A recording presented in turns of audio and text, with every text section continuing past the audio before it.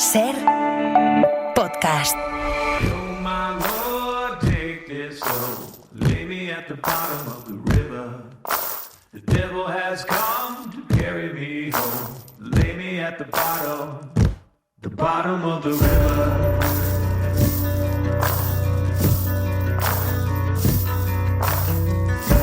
Arrancábamos este programa del 3 de enero con informaciones que nos llegaban desde Venezuela, entonces todavía sin confirmar. Lourdes, en Venezuela hace tan solo unos minutos han registrado varias explosiones.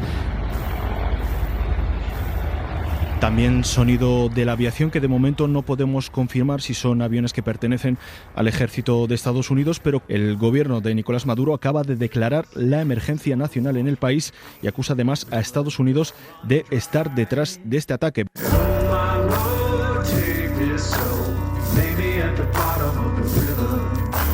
Colette, Donald Trump está anunciando que han tomado al presidente Nicolás Maduro junto a su mujer, que han sido capturados y sacados del país. Ya estamos en otro, como digo, un antes y un después, ¿no? Entonces, si esto es así y hay un ataque de esta naturaleza, ¿cuál es el objetivo? Exigimos la inmediata liberación del presidente Nicolás Maduro y de su esposa Cilia Flores. Único presidente de Venezuela, el presidente Nicolás Maduro.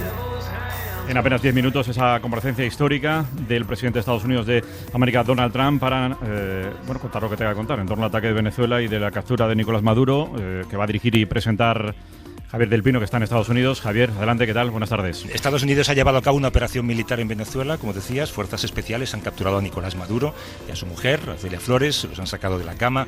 Están ahora mismo de camino a un tribunal federal en Nueva York, donde van a ser acusados formalmente de promover y de participar en redes de narcotráfico. La Casa Blanca dice que es una mezcla de la invasión de Panamá con la captura de Bin Laden. Para muchos otros es de nuevo un atentado contra el derecho internacional y contra los límites de la legalidad mundial. Está ya colocado el atril con el sello presidencial y el micrófono, la bandera de Estados Unidos detrás y esperando que comparezca el presidente. Successfully captured Maduro in the dead of night. It was dark and it was deadly, but captured along with his wife.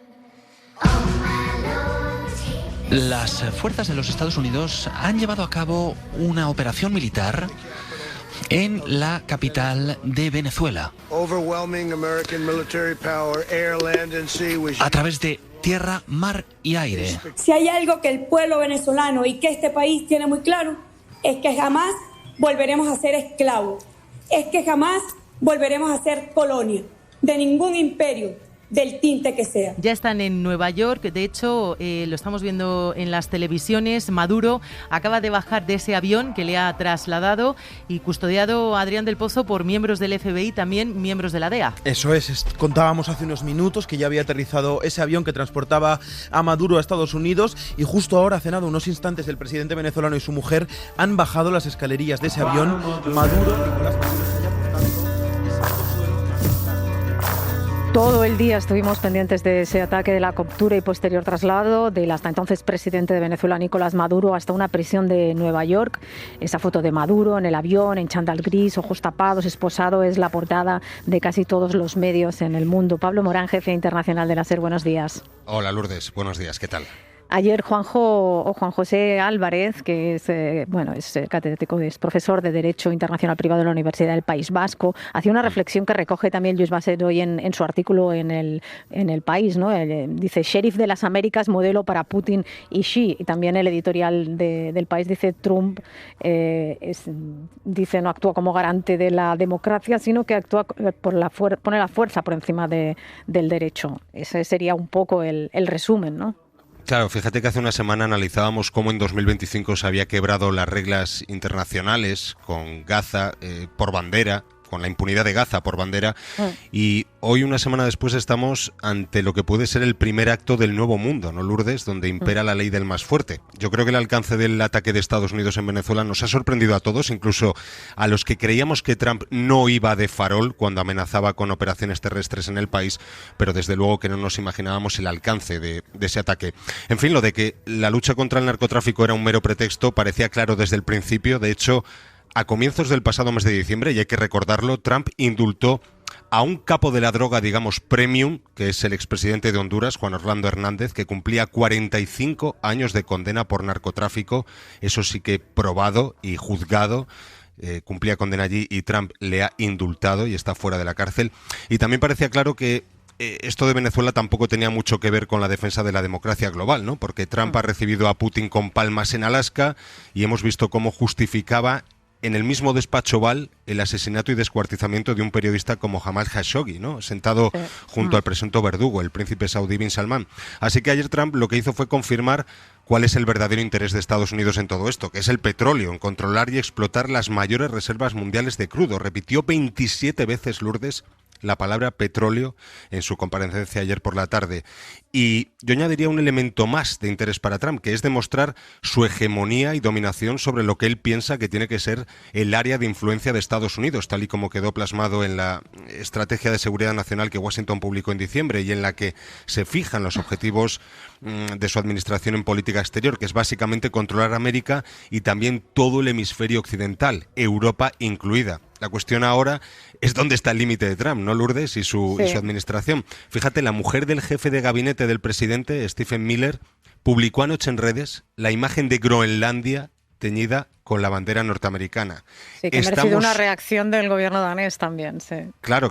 Estamos en el primer año de mandato de Trump y ha bombardeado 7 países diferentes. Ese es de momento el balance de Trump. Si miramos la prensa en la norteamericana, leemos cómo el New York Times publica detalles minuciosos de esa operación que, recordemos, no ha causado ninguna baja en los operativos norteamericanos. Estamos pendientes de conocer las bajas que se han producido entre los ciudadanos de Venezuela. Hay diferentes visiones, ¿no?, a la hora de abordar este ataque de los Estados Unidos. Sobre todo los detalles, ¿no? La operación se puso en marcha, según el New York Times, en agosto. Fue entonces cuando un equipo de la CIA consiguió infiltrarse en Venezuela, moverse por Caracas de forma clandestina y durante meses estuvieron estudiando los movimientos de Nicolás Maduro con la ayuda de un topo, Lourdes, al menos uno dentro del círculo más próximo al líder chavista, y también con la ayuda de drones que les ayudaron, digamos, a trazar un mapeo de las rutinas diarias del presidente venezolano. No ha sido algo fácil, sobre todo en las últimas semanas, porque Maduro ha estado cambiando sus rutinas y sus localizaciones precisamente para evitar lo que finalmente ha ocurrido. El caso es que ese comando Delta del que hablábamos ayer, el que se encargó de secuestrar a Nicolás Maduro y a su mujer, llegó a ensayar el secuestro del líder chavista en una reproducción a escala del complejo presidencial venezolano que construyeron en Kentucky. Fue allí donde han estado ensayando cómo entrar en ese complejo, reventando puertas blindadas y estudiando cada movimiento para llegar a su objetivo. El 23 de diciembre, Maduro rechazó una salida negociada que le obligaba a abandonar Venezuela y aceptar su asilo en Turquía, y fue el pasado viernes, exactamente a las 10:46 de la noche, hora de Washington, cuando Trump dio luz verde definitiva a esta operación, después de que el Pentágono confirmara tanto la localización de Maduro en ese mismo recinto sobre el que habían planeado el asalto, como también las condiciones meteorológicas favorables para lanzar el ataque. Y en cuanto a las visiones, pues es lo que decías, radicales diferencias según la fuente a la que acudamos. El New York Times habla de un ataque ilegal e imprudente de Trump en Venezuela. Considera este diario que la falta de legitimidad internacional, de autoridad legal, de respaldo nacional para lanzar este ataque, pues con eso se corre el riesgo de justificar a otros autoritarios en China, en Rusia y otros países que buscan dominar a sus vecinos, ¿no? En cambio, el Washington Post, fíjate, habla de una operación brillante y audaz. Un éxito absoluto, dicen en su editorial, aunque ahora falta por garantizar la estabilidad de Venezuela, como si eso fuera fácil. Y otra pista sobre el objetivo de esta operación de secuestro de Maduro que cuenta el Wall Street Journal, que me parece relevante también. Cuenta este diario que 20 líderes empresariales de Estados Unidos, de los sectores de las finanzas, de la energía, de la defensa, planean viajar a Venezuela en marzo, Lourdes, para explorar las oportunidades de inversión que ofrece el país y que también ofreció la propia María Corina Machado en varias intervenciones. Ahora que muchos recuerdan esa intervención, ahora que Trump, digamos, ha cuestionado su liderazgo para conducir esa transición en Venezuela.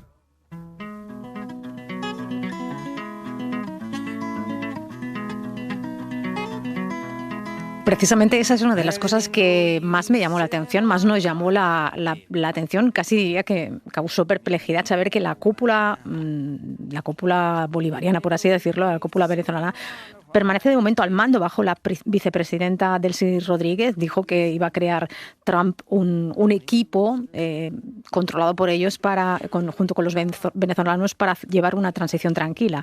La oposición liderada por María Corina Machado no merece la confianza del pueblo venezolano, dijo Donald Trump. No es una persona respetada en Venezuela, llegó a decir. Vamos a saludar a este momento a Carlota García Encina, investigadora principal de Estados Unidos y Relaciones Transatlánticas del Real Instituto Elcano y profesora de Relaciones Internacionales. Buenos días, Carlota. Hola, buenos días a todos. Una vez superado el shock del día de ayer, ¿no?, de esta intervención y la captura y traslado de Maduro y su esposa, ¿cómo crees, Carlota, que va a evolucionar esa transición que parece querer controlar Estados Unidos con un equipo que va a colaborar con la cúpula del régimen, según... Yo creo que nadie lo sabe, ¿no? Todo ha sido un poco una sorpresa. Sí que se esperaba una operación de este tipo, ¿no? Pero quizás no la captura de Maduro y de su mujer. Claro, esto no, lo que hemos visto hasta ahora no es una transición democrática, no es un cambio de régimen, ha sido la decapitación del régimen bolivariano, ¿no? Y como habéis dicho, todas las estructuras se mantienen ahí, ¿no? Yo creo que por eso mismo, pues, cuando apuntó que María Corina Machado no tenía el respeto de todos los venezolanos, tiene sentido pues porque dentro de la estructura del gobierno bolivariano que todavía queda, desde luego no van a poner a María Corina Machado. O sea, si la pusieran directamente, yo creo que el país sería absolutamente ingobernable, ¿no? Por lo tanto, se supone que ahora hay una serie de negociaciones entre Estados Unidos y la estructura del gobierno bolivariano para, bueno, pues que gestionar, ¿no?, el país hacia algo más seguro, más estable para Venezuela. La clave no sé quién la tiene, ¿no? Yo creo que habría que prestar un poco más atención a Marco Rubio. A Trump, evidentemente, es el que toma las decisiones, ¿no? Pero detrás de la política de Estados Unidos hacia América Latina y hacia Venezuela, el ideólogo ha sido Marco Rubio, y ha sido Marco Rubio desde hace una década. Pablo, como siempre, la Unión Europea ha generado cierta polémica por la supuesta tibieza, ¿no?, de la primera reacción. En redes se comentaba que ha habido mayor contundencia en algunos líderes, incluso algunos de la ultraderecha como Marine Le Pen, que no por parte de las cancillerías europeas. Es que es verdad, fue la líder de la ultraderecha francesa la que con más contundencia defendió ayer la integridad territorial de los países, fue la que con más contundencia defendió eso, la soberanía de los estados, dijo que nunca eso es negociable, que es inviolable, que es sagrada. Eso no lo escuchamos en ningún otro líder europeo, en ningún otro responsable de la Unión Europea, y eso, en fin, vuelve a dejar en una situación un poco complicada, ¿no?, a Europa cuando se vuelve de poner a perfil ante una quiebra del derecho internacional como la que vimos ayer, efectivamente.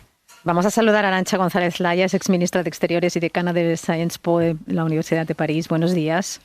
Hola, buenos días.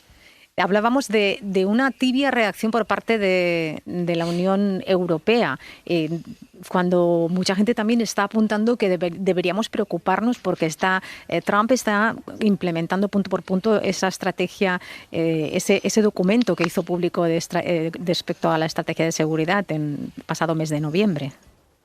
Efectivamente, Europa enfrenta un dilema muy importante. El primero es no molestar a Estados Unidos en un momento en el que además Europa está intentando cerrar un alto el fuego en el caso de Ucrania, que sea lo más ventajoso posible para Ucrania y por lo tanto para Europa. Pero por otra parte, Europa es muy consciente de la importancia de protegerse de Estados Unidos en un momento, de Estados Unidos y de Rusia y de China, en un momento en el que se empiezan a diseñar estas nuevas zonas de influencia, que parece ser el nuevo nombre de la política internacional. Entonces tiene Europa tiene un caminito muy estrecho que navegar. En todo caso, a mí me preocupa mucho que no reaccionar con una cierta contundencia y con una cierta seriedad,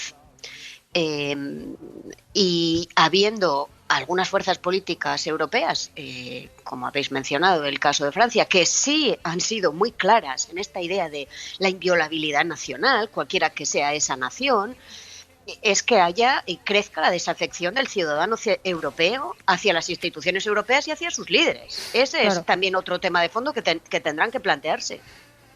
Arantxa, ¿qué ha cambiado exactamente en la escena internacional después del ataque de Estados Unidos a Venezuela?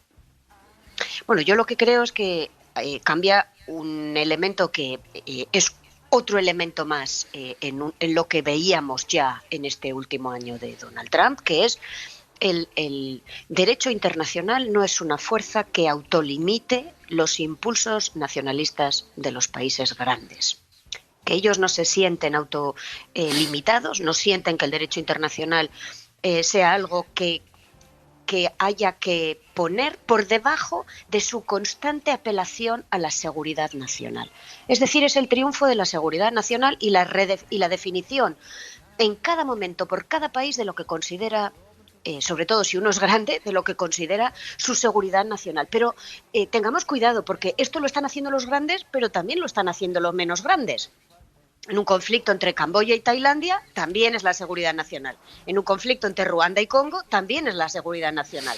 Entonces, si uno puede redefinir en cada momento lo que es su seguridad nacional y todo es su seguridad nacional, pues entonces lo que tenemos es un mundo donde no hay reglas y donde todo va a valer. Y entonces más vale que nos leamos la estrategia de seguridad nacional de Donald Trump, porque ahí tiene un pedazo muy importante sobre cómo considera Donald Trump a Europa. No quiere Europa, quiere las naciones de Europa, pero no quiere lo que queremos los europeos, que es la integración de la Unión Europea. Entonces, leamos bien la guía de lo que va a ser su acción en este año y, sobre todo, una vez que hayamos tomado conciencia, preparémonos, porque a eso es a donde vamos. Carlota, no sé si lo que estamos escuchando de Arantxa te merece alguna reflexión, pero también te quería preguntar por cómo nos hemos quedado todos viendo que Corina Machado queda fuera de la terna o de las posibilidades para tomar el poder en Venezuela. Sí, sobre todo porque en los últimos meses las señales que se han enviado era que había pues comunicación y coordinación de alguna manera entre sobre todo Rubio y Corina Machado, todo el tema del premio Nobel, ¿no? Estaban, como se dice, on the same page, ¿no? A cualquier paso en toda esta operación que empezó en agosto, la oposición y Corina Machado aplaudía todo lo que estaba haciendo Estados Unidos, ¿no? Por lo tanto, la sorpresa ha sido esa frase tan contundente, ¿no? Que a Corina Machado no la respetan en Venezuela. Insisto, tiene sentido porque no está la cabeza del gobierno bolivariano, pero está la estructura, y desde luego los miembros de esa estructura no quieren amar a Corina Machado, ¿no? Por lo tanto, si Trump se le pasa por la cabeza imponerla, sería todavía un caos, ¿no? Yo creo que en ese sentido pues se ha parado un poco, ¿no? Vamos a ver en el futuro qué es lo que va a pasar.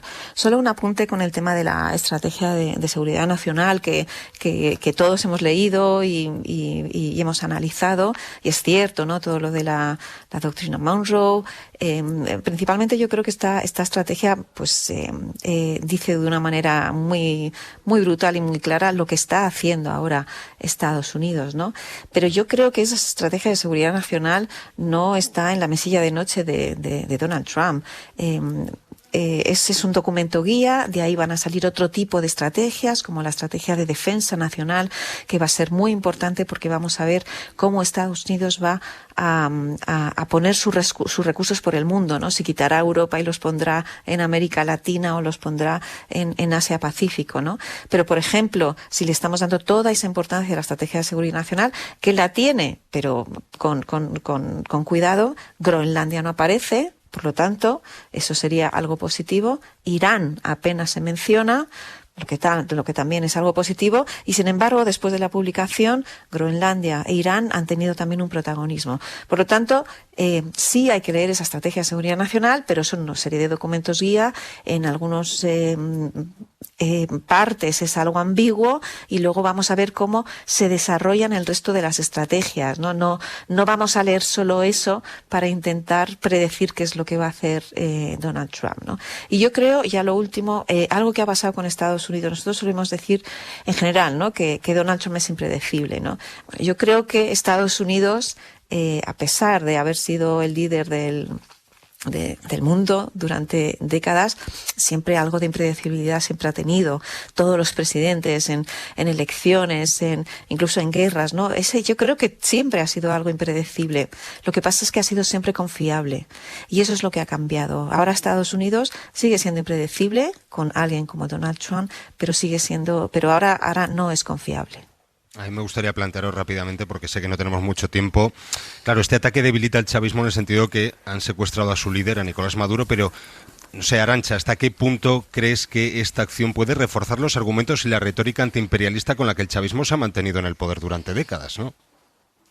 Bueno, yo creo que ahora se abren dos grandes incógnitas, Pablo. La primera es cuál es la reacción de los militares y del sistema militar venezolano, que sabemos que no es un único bloque, que sabemos que tienen intereses diversos, que todos convergen, evidentemente, y cuál va a ser su reacción en las próximas horas, y que yo diría son muy importantes. Y la segunda es quién va a liderar la transición. ¿Quién va a llevar la batuta internamente? ¿Cómo se va a hacer esto? Y los primeros elementos que estamos viendo no nos dan mucha seguridad, porque el primer elemento que que estamos viendo es que Estados Unidos, una cosa positiva, ha entendido, creo yo, que cambiar ahora, sacar por la fuerza no solo a Maduro, sino a todos sus seguidores, a todo su sistema, es difícil, y por lo tanto hay que organizar una transición. Y eso es un elemento positivo. Ahora, ¿qué tipo de transición y cuánto va Estados Unidos a involucrarse en esa transición para garantizar que sea de alguna manera ordenada? Los primeros elementos, cuando dice Corina Machado no, saltándose a la torera las decisiones que han tomado ya los ciudadanos venezolanos, en realidad también puede significar que eso forme parte de ese pacto de transición. O sea que aquí hay elementos muy complicados. Todo es muy complicado y es una gran incógnita. Muchísimas gracias, Arantxa González Laya, exministra de Exteriores, decana de la Sciences Po de París. Gracias, buenos días y feliz año. Buenos días, adiós, hasta ahora. Y Carlota García Encina, investigadora principal de Estados Unidos en el Instituto Elcano, gracias también. Y Pablo Morán, como siempre, gracias por estar ahí, por la ayuda y el soporte que nos has dado. Un abrazo, Lourdes. Adiós a todos. Un abrazo, gracias. Adiós.